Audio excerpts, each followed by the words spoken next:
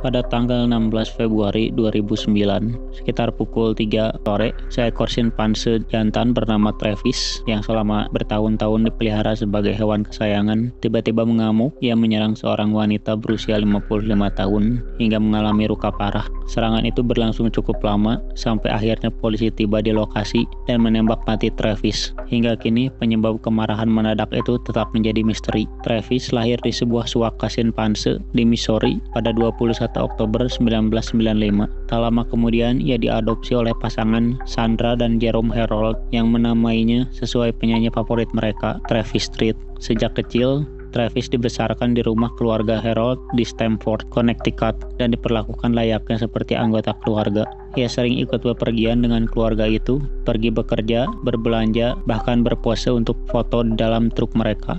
Travis cukup terkenal dan disukai oleh warga sekitar, bahkan pihak kepolisian setempat pun menyayanginya, menganggapnya sebagai hewan peliharaan unik yang penuh pesona. Seorang tetangga bernama Tony Macari bahkan kerap bergulat dengan Travis. Ia menuturkan bahwa simpanse itu selalu berhati-hati ketika bermain, tahu kapan harus berhenti, dan menurutnya Travis bahkan lebih patuh dibandingkan keponakannya sendiri. Kecerdasan Travis memang luar biasa. Ia bisa mengenakan pakaian sendiri, menyiram tanaman, memberi makan kuda peliharaan keluarga Harold, makan di meja makan bersama-sama, bahkan minum anggur dari gelas. Travis juga mampu menggunakan kunci untuk membuka pintu, mengakses komputer keluarga untuk melihat gambar, menonton pertandingan baseball di televisi, serta mengganti saluran dengan remote. Ia bisa menyikat gigi sendiri, bahkan pernah beberapa kali mencoba mengemudi. Uniknya lagi, ia tahu jadwal kedatangan truk es krim di lingkungan rumah, sehingga selalu siap menunggu cemilan favoritnya. Tingkah laku dan kepintaran Travis mendapat kesempatan tampil di berbagai iklan, termasuk Pepsi dan Old Navy. Ia pernah diundang ke acara Maury Povich Show, serta sempat ikut dalam sebuah acara televisi yang akhirnya batal tayang. Singkatnya, ia memiliki karir yang cukup gemilang. Meski demikian, ada beberapa insiden yang menodai rekam jejaknya. Pada Oktober 2009, saat sedang berada di mobil keluarga Harold, Travis dilempar sebuah benda oleh pejalan kaki. Ia langsung keluar dari mobil dan mengejar orang tersebut. Polisi dipanggil dan terjadilah kejar-kejaran yang berlangsung berjam-jam. Petugas berusaha memancing Travis masuk ke dalam mobil dengan es krim dan kue, hingga kacang macadamia. Namun setiap kali ia masuk, Travis langsung keluar lagi setelah mengambil cemilan. Ia bahkan sempat mengejar polisi dengan gaya seperti bermain, sampai menyebabkan kemacetan lalu lintas. Akhirnya setelah kelelahan, barulah Travis berhasil dibius dengan peluru penendang. Meskipun tidak ada korban dalam insiden itu, kasus tersebut mendorong negara bagian Connecticut memperketat aturan kepemilikan hewan eksotis. Setiap orang yang ingin memelihara hewan seperti itu diwajibkan memiliki izin resmi. Namun karena keluarga Harold sudah memelihara Travis sejak lama, aturan itu tidak berlaku pada mereka. Ada laporan lain dari wanita yang mengaku bahwa pada tahun 1996, Travis pernah menggigitnya, mencoba menariknya ke dalam mobil, namun catatan resmi kejadian itu tidak pernah ditemukan. Meski ia mengaku sudah melaporkannya ke polisi, meskipun ada insiden kecil seperti itu, Travis tetap dipandang oleh banyak orang sebagai hewan peliharaan yang jinak, ramah, bahkan menawan. Namun semua itu berubah pada 16 Februari 2009. Saat itu, Jerome Harold telah meninggal dunia karena kanker, dan bisnis keluarga dikelola oleh istrinya yang berusia 70 tahun, Sandra Harold. Ia sering dibantu karyawan sekaligus sahabatnya, Carla Nash, yang turut menjaga Travis serta membantu mengurus berbagai kebutuhan Sandra. Hari itu, Travis mengambil kunci mobil Sandra dan keluar rumah, meminta bantuan untuk memancing Travis kembali masuk. Karena sudah terbiasa dengan simpanse itu, Carla membawa salah satu mainan favorit Travis dan mendekati rumah. Namun begitu Travis melihatnya, ia langsung menyerang dengan brutal. Carla tak berdaya menghadapi tubuh kekar hewan seberat hampir 90 kg itu. Wajah dan tangan Carla digigit serta dicabik. Dalam kepanikan, Sandra berusaha menolong sahabatnya. Ia memukul Travis dengan skop, bahkan menusuknya dengan pisau dapur. Bagi Sandra, itu adalah tindakan yang memilukan. Ia mengaku seperti menusuk tubuhnya sendiri. Travis bukan hanya hewan peliharaan, ia sudah dianggap sebagai anggota keluarga.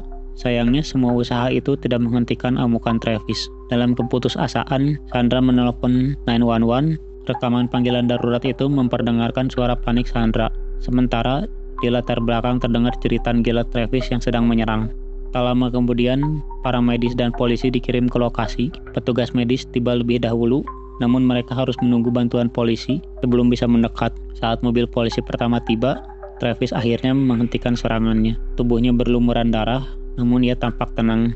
Ia bahkan berjalan ke arah mobil polisi, mencoba membuka pintu, lalu menghancurkan kaca spion. Setelah itu ia beralih ke sisi pengemudi yang berhasil membuka pintu. Di saat itulah, sang petugas melepaskan beberapa tembakan jarak dekat ke arah Travis. Betapa menakutkannya kekuatan seekor simpanse jantan dewasa terlihat dari kenyataan bahwa Travis tidak langsung mati meski ditembak dari jarak dekat. Ia kembali ke rumah, lalu akhirnya roboh dan meninggal di depan kandangnya sendiri.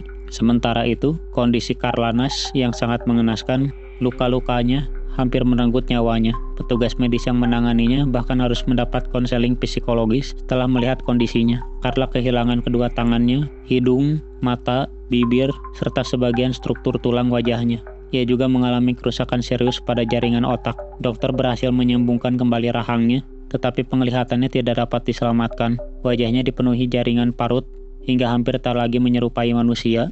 Carla kemudian menjalani transplantasi wajah dan tangan dalam sebuah prosedur medis eksperimental. Meski tangan hasil transplantasi akhirnya harus diangkat kembali akibat infeksi, wajah barunya memungkinkan ia untuk hidup sedikit kemandirian.